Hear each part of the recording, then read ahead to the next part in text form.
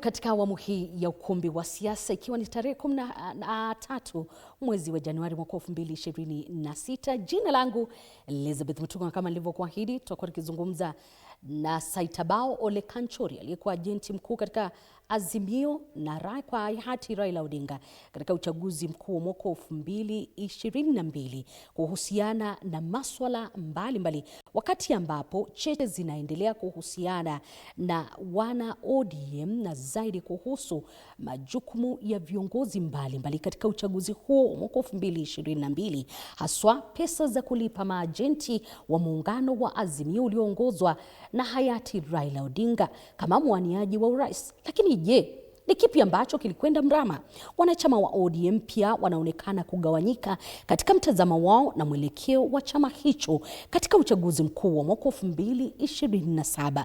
Baadhi yao wanashikilia kuwa chama hicho kinastahili kuwa na mgombea wa urais wa mwaka huo 2027 ambaye ni kinara wa chama hicho, Daktari Oburu Odinga, akisema kwamba atapeperusha bendera hiyo. Mkutano wa kamati kuu ya chama hicho Jumatatu, hata hivyo, uliafikia kumpa kinara huyo na mamlaka ya kuzungumza na chama cha UDA kabla ya uchaguzi mkuu ujao. Haya na mengine mengi tunajadiliana hapa katika ukumbi wa siasa na yeye Saitabao Ole Kanchori. Ninakukaribisha mara tena wakili, na nitaanza kwa kuuliza. Asante sana Liza. Asante. Nitaanza kwa kuuliza, mwaka 2022 hayati Raila Odinga alishinda uchaguzi. Hapo ndio tutaanzia. Unaamini alishinda uchaguzi huo? Mimi wakati wote Liza, wajua, nimezingatia ya kwamba uchaguzi wa mwaka wa 2022 haukuwa uchaguzi wa huru na haki.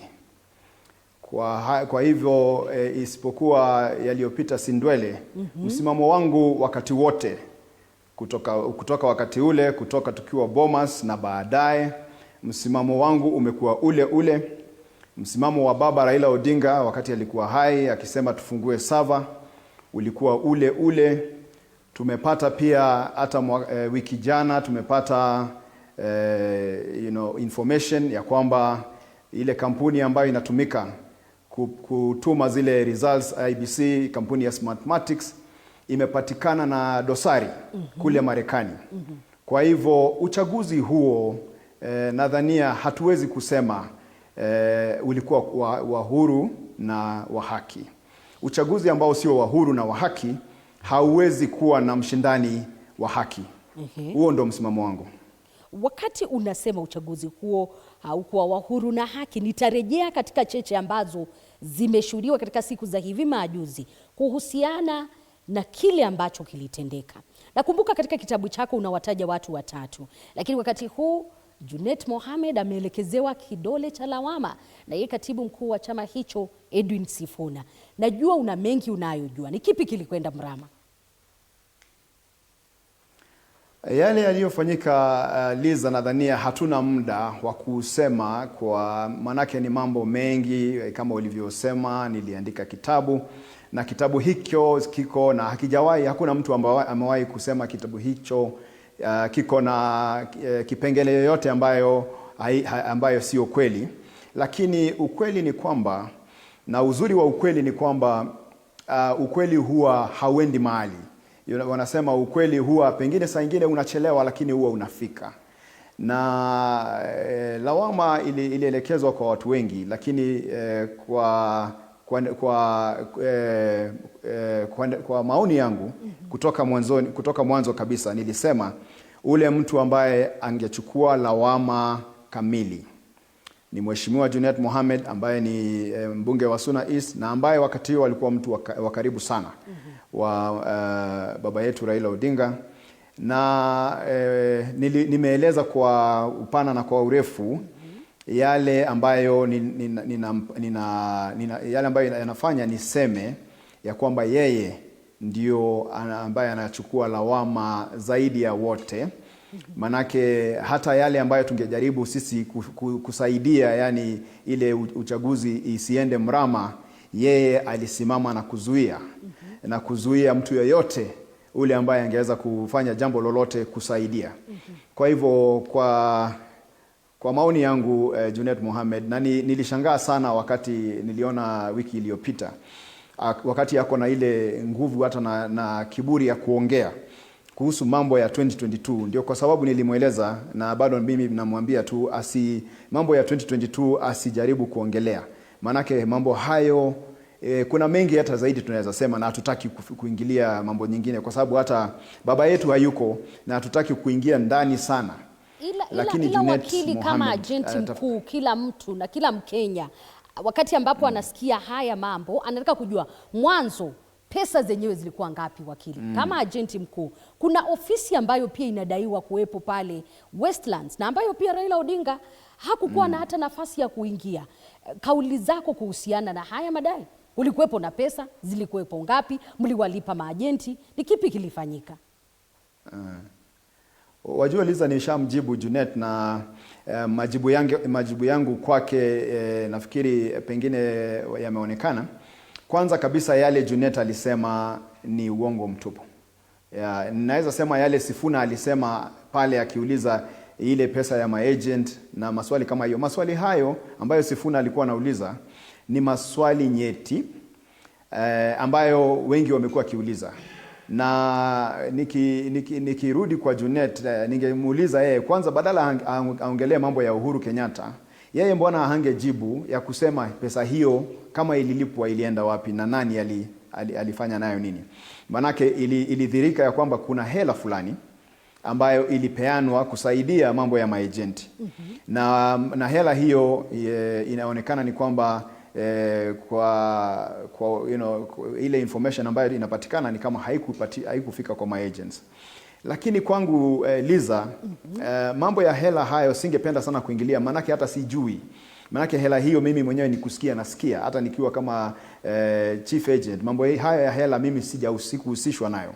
Na kawaida sipendi kuongea mambo ambayo sijahusika na mambo ambayo siyajui kwa kina. Yale ambayo najua kwa kina na kwa upana na kwa urefu ni kwamba huyu Junet Mohamed alituzuia tufanye mpangilio kabambe kuhusu mambo yote ya agents, kuhusu mambo yote ya ile command center, kuhusu mambo mengi mengine ambayo yangetusaidia sisi kama wanaazimio. Yeye alikuwa kila wakati alikuwa ni obstacle, ama sijui niseme alikuwa kawaida, yeye alikuwa anazuia kitu chochote ambayo kingekuwa kitu cha manufaa kwetu. Wengi wa Wakenya wanataka kujua kwamba ukiwa chief agent, wale maagenti wengine mlikuwa mnajua ama mlikuwa mnangoja tu mtu fulani kuwasaidia, na haswa nafasi aliyekuwa rais wa taifa hili wa 4 Uhuru Kenyatta katika uchaguzi huo wenyewe?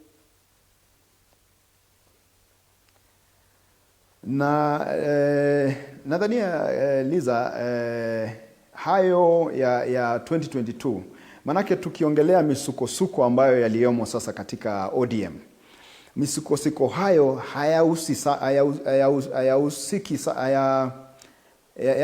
hayana msingi sana kwa mambo ya 2022. Nadhania ni vizuri tukue na ile understanding ya kwamba misukosuko hii ya ODM sio haswa ya kwamba watu wanajibizana kwa mambo ya 2022. Misukosuko hii ya ODM yanahusika na mambo ya 2027. Na haswa Liza, misukosuko haya yanahusiana na watu fulani ama njia watu ambao wanataka kuchukua ile ubingwa na wafuasi wa hayati Raila Odinga na kumridhi. Hiyo ni kama kuna watu ambao sasa kuna ile vuta ni kuvute, watu wakingangania ile kuridhi Raila Odinga. Kwa hivyo ukisikia misukosuko ODM, hatujibizani hasana kuhusu mambo ya 2022. Mambo ya 2022 ilikuja tu kwa sababu wale ambao wanataka sasa kuuza chama cha ODM, kuuzia William Ruto, ni wale ambao walifanya madhara kwa campaign na kwa mambo ya agents ya Raila Odinga in 2022. So hapo ndio kuna hiyo uhusiano. Na ukiniuliza haya misukosuko manake nayaelewa, nitakuambia chama cha ODM ni chama ambacho kinafaa kuendeshwa na katiba ambayo iko, maanake tuko na katiba kama chama, na katiba hii iko na ile mipangilio ya hata hii mambo yote, kama kuna mambo ya kuchagua watu wa kuongea na ama kuingia kwa mkataba yoyote, kama kuna mambo ya even party leader. Tumepatiwa party leader ambayo tumemuona tu hajachaguliwa na wanachama na mambo kama hayo. Misukosuko haya yanaletwa na mambo kama hiyo. Manake pia kwa chama cha ODM ule ambaye ni spokesperson wa ODM ni katibu mkuu. Katibu mkuu wa ODM ni Edwin Sifuna, senator wa Nairobi. Katika katiba ya ODM, hawa watu wengine unasikia wakienda hapa na kule kuongea mambo ya chama, hawana msingi ya kufanya hivyo. Kwa hivyo misukosuko haya nadhania hata yangetatuliwa kama ODM ingerudi kwa katiba ya ODM. Na warudi kwa wanachama wa ODM. Umezungumzia na misukosuko hii yote itakwisha, ingekuwa imeisha. Umezungumzia kuhusiana na kinara wa chama na wanaotaka kukiuza chama. Na nikakumbuka pia kuna wale ambao wanamhusisha aliyekuwa rais wa taifa hili wa 4 Uhuru Kenyatta katika ununuzi wa chama, japo amesema yeye asihusishwe na hilo. Lakini pia wewe umemtaja Oburu Odinga ambaye ndiye kinara kwa sasa, unasema hakuchaguliwa na yeyote. Unaamini kwamba kwanza ana uwezo wa kuongoza hicho chama kwa ustadi kama ilivyokuwa kwake Raila Odinga? Mheshimiwa Senator Oburu Odinga ni mzee ambaye tunampenda na tunamheshimu.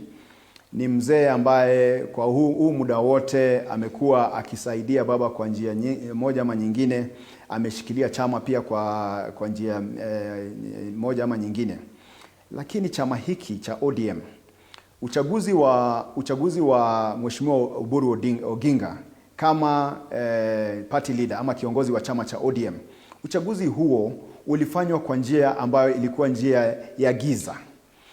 Manake katiba cha chama cha ODM nadhania kwa kipengele cha 6, ukiangalia kipengele cha 6 ama 6.22, wakati kiongozi wa chama anashindwa kufanya kudischarge functions zake kama kiongozi, either kwa sababu ni mgonjwa ama kwa sababu ya kifo kama sasa ambayo vile ilifanyika, katiba ya ODM inasema ya kwamba lazima kukuwe na special sitting ya National Delegates Convention. National Delegates Convention, Liza, ni wanachama wote yani watu wote ambao wako na cheo yoyote kutoka kwa grassroots, kutoka kwa polling station ama ward ya ODM.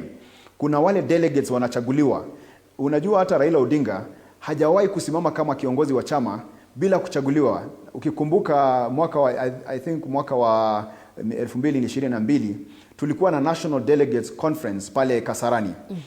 Na yeye ndio wakati huo akachaguliwa tena ama akakuwa re-elected kama party leader. Mheshimiwa Oburu Odinga, na ninaheshima sana kwake kama mzee na pia kama mzee wetu na tunampenda, hakuchaguliwa kulingana na katiba. Na kwa sasa hakuna kikatiba kiongozi wa chama cha ODM. Hilo ni jambo la kwanza. La pili ni kwamba chama cha ODM sio chama cha familia fulani. Chama cha ODM ni chama cha wananchi wa ODM. Wananchi hao ni mamilioni na wako kila mahali, pembe zote za nchi hii. Huwezi toa ndugu ya Mheshimiwa Raila Odinga useme sasa endelea kwa sababu ni ndugu. Hiyo chama hii ni chama cha kidemokrasia. Ni chama ambacho ni chama cha kitaifa. Hiyo ilikuwa ni njia ya kudhalilisha chama cha ODM. Kufanya chama ikuwe ni family dynasty. It is not a hereditary dynasty. Na wale ambao walifanya haya kudhalilisha chama hiki ndio walianza misukosuko haya. Sasa ukishafika hapo kuona ya kwamba chama hiki hakijafanya even uchaguzi wa kiongozi kwa kihalali, basi kiongozi huyo kikatiba hana nguvu yoyote ya kuendeleza mambo ya chama. Kwa sasa hatuna kiongozi wa chama. kulingana na katiba ya ODM. Wakati unasema hamna kiongozi wa chama, kuna baadhi ya mirengo umeiona. Kuna wale ambao wanaamini kiongozi Edwin Sifuna ambaye ni msemaji wa chama, kuna wale ambao wanaamini upande huu mwingine na kuna wale wanaamini kwamba chama hicho haswa kina Edwin Sifuna kuna stahili kuwepo na candidate katika uchaguzi mkuu wa mwaka 2027. Zaidi ya hilo, Oburu Odinga daktari ambaye ni kinara kwa sasa anasema yeye ndiye atakuwa candidate katika uchaguzi mkuu ujao, and already wameanza mazungumzo upande huu wa serikali ya Kenya Kwanza kuona jinsi ambavyo wanaweza kushirikiana hapa mbele. Liza, kwanza kwa mambo ya mazungumzo, nianzie na hapo mambo ya mazungumzo. Nadhania ni vizuri hata viongozi wakuwe watu ambao wanajielewa wanasema nini. Manake viongozi wanaenda wanakaa Kilifi, viongozi ambao ni viongozi wanaheshimika sana nchi hii, na wanasahau kuna mkataba tayari kati ya ODM na UDA. Mkataba huo uliwekwa sahihi na hayati kiongozi wetu Raila Odinga na William Ruto. Mkataba huu ambao wanaita 10 point agenda uko na mambo 10 ambayo William Ruto alikuwa anafaa kufanya, na deadline ya kufanya hayo ni mwezi wa 3 mwaka huu wa 2026. Sasa wale wa jamaa wanakaa pale Kilifi kwa hoteli kunywa chai na hawaongelei 10 point agenda, kuuliza implementation ya hiyo 10 point agenda imefika wapi. Manake Liza, jameni nikuulize, kama wewe ni kiongozi, unawezaje anza kuongea mambo ya mikataba nyingine na ya ile mkataba ambayo iko bado haijatekelezwa? Mkataba mwingine utakuwa una faida gani kama ule mkataba ambao uko na bado ndio huo mkataba ndio umewaleta mpaka hapa, bado hata point moja haijatekelezwa? Kwa hivyo ningewauliza wale ambao waliketi kule, pengine waketi tena na waketi wakati huu wakiwa wanajua wanasema nini. Manake kule Kilifi ni kama walienda kuongea mambo mengine na wakatafuta tu kitu ya kusema na hawakusema jambo lolote la maana. Mkataba huu wa 10 point agenda kwanza utekelezwe, na William Ruto wako na mwezi 1.5. Asipotekeleza 10 point agenda hakuna jambo lingine la kuongea. Hiyo mkataba ya ODM na UDA imeisha hapo, na hatuwezi ingia mkataba mwingine na huu mkataba ule mzee ama ule ambao ulikuwa haujatekelezwa. Unaamini kwamba Daktari Oburu Odinga ambaye kwa sasa ni kinara katika chama cha ODM ataweza kumenyana na Rais William Ruto hapa mbele na viongozi wengine? Manake amesema I will be the candidate, hakuna vacuum ama hakuna nafasi kwa yoyote ambaye anatafuta kukuwa candidate katika chama hicho cha ODM. Wajua, ukitaka kumenyana na William Ruto, kama mimi Saitabawa Ole Kanchori nikitaka kumenyana na William Ruto, kwanza kabisa ni kueleza wananchi yani yale ambayo mimi kama mtu ambaye anataka kusimama, policy zangu ni yapi, msimamo wangu ni upi. Huwezi sema tu kwa sababu wewe ni party leader wa chama fulani sasa unaingia kwa kinyang'anyiro ya urais. Hata Mheshimiwa Raila Odinga wakati hii yote alikuwa anasimama, hakuwa anasimama kwa sababu yeye alikuwa party leader. Alikuwa anasimama kwa sababu alikuwa na certain policies, vitu ambazo alikuwa ndio alikuwa yani ambayo tunamjua nayo. Sasa Mheshimiwa Dr. Oburu baba yetu, saa hizi ukiuliza na hata ukimuuliza mambo yake ile ambayo anasimamia kama kiongozi, mambo yake ile anasimamia ni yapi jameni? Anasimamia uchumi, anasimamia haki ya wananchi, anasimamia nini? Hatumuelewi. Kwa hivyo ni ngumu kusimama kama rais useme unamenyana na mtu fulani na msimamo wako mwenyewe haujulikani. Kwa hivyo Mheshimiwa Oburu Odinga kama anataka kusimama, kwanza asimame na aseme msimamo wake kwanza kabla hajasema atasimama. Kumekuwepo na makundi ambayo yana sauti kinzani. Una wale wanaamini kwamba daktari ama upande mmoja wanastahili kusalia na Rais William Ruto mpaka mwaka 2027. Kuna wale wanaamini mapendekezo na mapenzi yake Raila Odinga, hayati Raila Odinga, yalikuwa ni kuwa na muaniaji hapa mbeleni mwaka 2027, ila sio kushirikiana zaidi ya pale. Endapo makundi haya mawili hayatasikizana, huenda ndio mwanzo wa kuisha kwa ODM?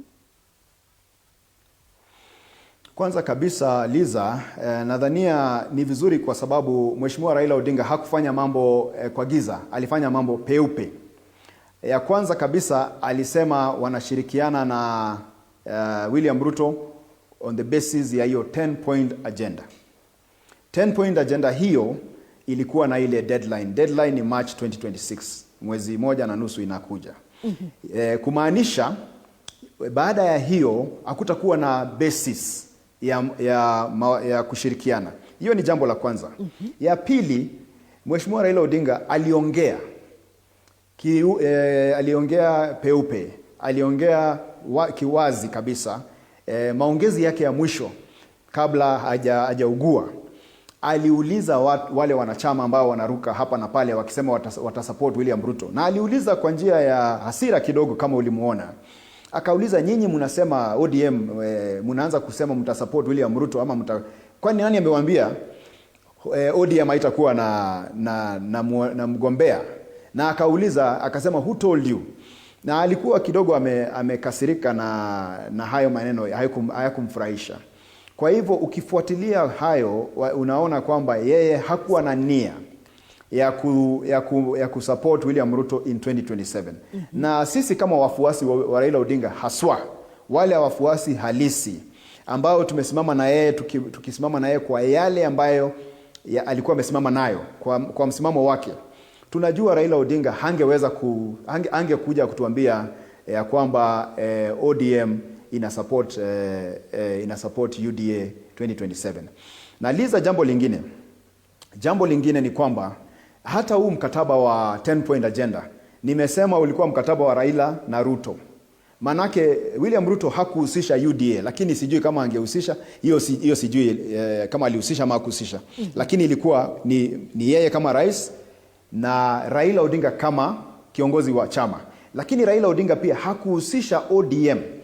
Manake ODM wenye ODM ni wafuasi wa ODM. Wanaongea kutumia njia ya National Delegates Conference. Hiyo ndio njia ya ODM ya kuruhusu wale mamilioni wanachama wa ODM kutoa maoni yao.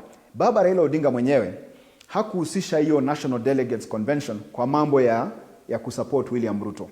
Na nadhania halifanya hivyo manake alijua wanachama wa ODM hawangekubaliana na yeye. Kwa hiyo mimi kama mwanachama halisi wa ODM sijawahi kubaliana na yeye, na najua wanachama wengi wenzangu hawajawahi kubaliana na hiyo mambo ya broad based ama ile jina nyingine wanaita huko nje.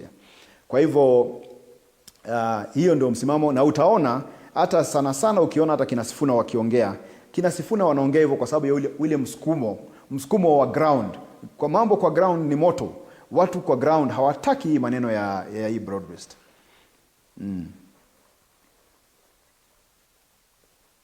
Hofu zaidi na msukumo kutoka baadhi ya viongozi kumtimua katibu wa ODM Edwin Sifuna, miongoni mwa wengine haswa wale wanaonekana kutokubaliana na mazungumzo ya kuelekea upande wa serikali na kuungana na Rais William Ruto mwaka 2027. Unaona namna gani swala hili? Kauli yako? Sijakupata vema Liza, kwa swali hiyo leo, kama unaweza uliza tena. Nasema kumekuwepo na msukumo kutoka baadhi ya viongozi haswa ambao wanahisi kwamba akina Edwin Sifuna na wengineo hawakubaliani na msukumo wa kuungana na Rais William Ruto na kumtimua chamani kama katibu wa ODM. Wamekuwepo viongozi ambao wanashinikiza hilo. Kauli yako? Kwanza kabisa kumtimua Edwin Sifuna kama katibu mkuu wa ODM itakuwa ni jambo ambalo litavunja chama, na itavunja chama, watabaki na sijui wale ambao watamtimua watabaki na nini. Manake kwa sasa Edwin Sifuna ndio sauti ya wananchi wa ODM na wanachama wa ODM. Kwa sasa Edwin Sifuna ndio sauti ya wanachama wa ODM. Kikatiba na kwa kihaki. Manake kihaki anaongea ukweli, anasema yale ambayo wanachama wanasema.